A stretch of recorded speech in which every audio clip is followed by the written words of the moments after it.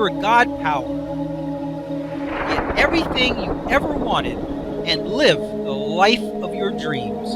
The Master's Course. Copyright 2010 by Richard Lee McKim Jr. All rights reserved. Let the quest for knowing begin.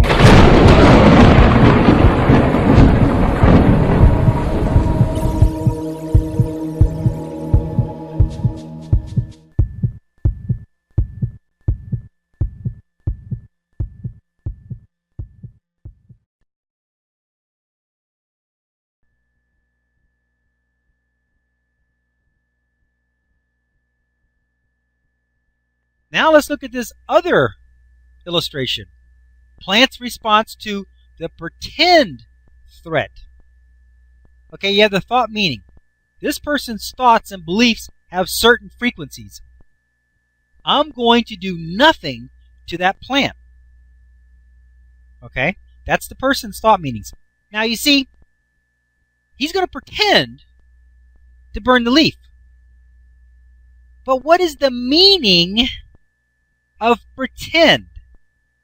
The meaning of pretend is it's not true. It's not real.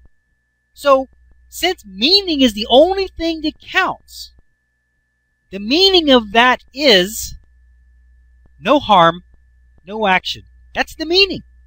That's the meaning of it. So here you have the physical meaning from the plant.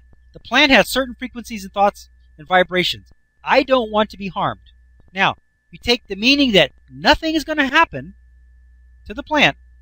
That's the meaning of pretend. Nothing. It's not happening. It's fake. It's pretend. That's the meaning. And then so since the plant is only going to be picking up on the meaning is the only thing that counts. Meaning is the only thing that's transmitted throughout the universe. Meaning is the only thing that elicits response. And the meaning was no harm. Then the plant did not respond. Now, the physical resulting meaning, there was no likeness. No harm is not like being harmed. There's no match there. There was no resonance. There was no response. Plant does not respond. Now here we look at the tuning forks, and there are 6 of them that are transmitting vibrations of all different kinds with all different kinds of meanings, and none of them are resonating with the plant. Because none of them are relevant. None of them are a match. None of them are important. The fact that he's doing nothing to the plant means nothing. There's no meaning there. There's nothing. There's no harm coming. There's nothing for the plant to be aware of. It's just like every other day in the office. People come and go. No harm. Nothing. So here it says, from all possible frequencies, with all kinds of meanings, none were relevant, and none were noticed, and none activated. Here it says the plant noticed nothing. No vibrational meaning was relevant. Now, what did the guy do to pretend? I imagine he got matches in his hand and walked over to the plant like he was going to burn it. But you see, that means nothing. Why? Because in his mind, the meaning was, I'm not going to harm the plant. So it doesn't matter what he does. It already has a meaning. No harm. He could light a match and do a little dance and run around the plant and all kinds of stuff. But as long as he had the meaning in his mind that he was not going to harm the plant, then that's the meaning that transmitted. And the only thing that the plant was aware of was the meanings transmitted, and there was no meanings being transmitted that it was worried about. It did not respond to anything. It is always meaning. Now, when the guy had the match in his hand and he was thinking about burning the plant, he had the meaning of burning the plant, that's what it meant, then the plant reacted. But if he has the match in his hand, everything physically is the same.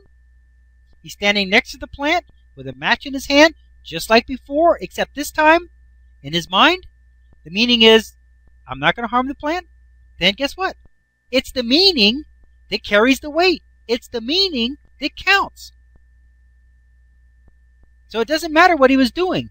The meaning was pretend. The meaning was fake. The meaning is no harm. That's the meaning. That's what the plant responded to. Okay, let's continue. Like the dog example above, the plant was aware of his meaning in a non-physical, psychic way. But unlike the happy dog, the plant was very unhappy because the plant was going to be the receiver of an unwelcome event that was on its way. Notice the second to the last paragraph where the plant only reacted to the actual meaning to harm and not to the pretending to harm. This translates very well into meaning. When he had the actual intention to harm the plant, that was an actual meaning of harm is on its way, while his effort to pretend had a meaning of no harm is on its way. As a result, it is only the meaning that is of any consequence. As you can deduce, the physical actions of intended harm and intended trickery would be exactly the same. It would be movement towards the plant with match in hand. This clearly demonstrates that even with identical actions, it is only the actual meaning that counts.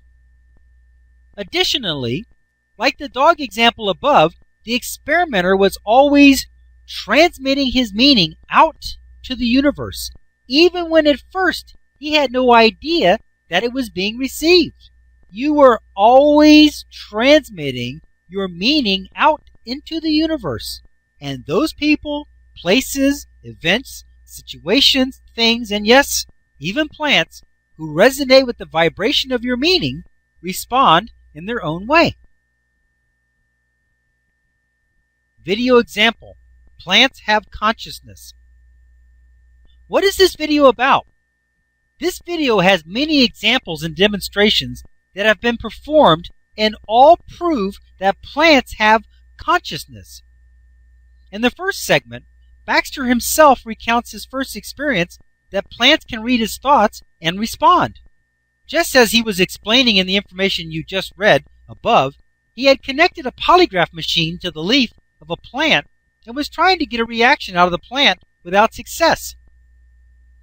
A polygraph machine is also called a lie detector, and what it does is measure the change in the conductivity of the skin, or in this case, the leaf.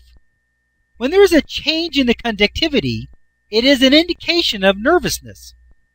He suddenly thought of burning the plant's leaf, and at the exact moment that he had the thought and the intention of burning the leaf, the plant reacted wildly. He said, "That moment, in February 2nd, 1966, changed the rest of my life." For best results, pause this video at this point here, and watch the video example mentioned in the segment. The links are located in the book chapter, and at the end of the book. If you are watching this online, you will find the link for this video example listed in the notes section. Then, after watching the associated video example, continue watching this video from here. The second demonstration on this video is also of Baxter trying a different test.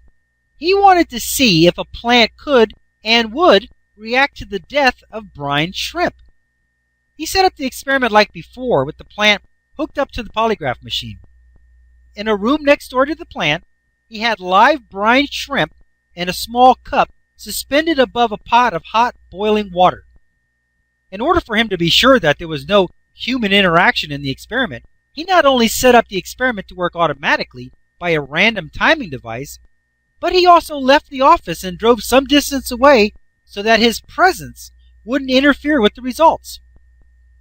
At the random time selected by the machine, the automatic device dumped the brine shrimp that were in a small white cup into the boiling water to their death.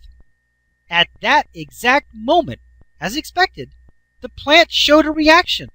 This proved that the plant was sensitive and felt the death of the brine shrimp in the next room at the exact moment of their death.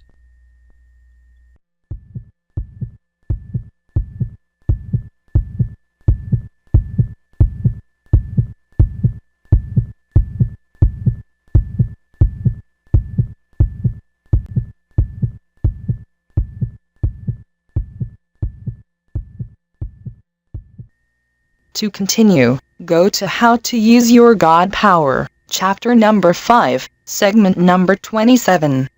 Let your quest for knowing continue.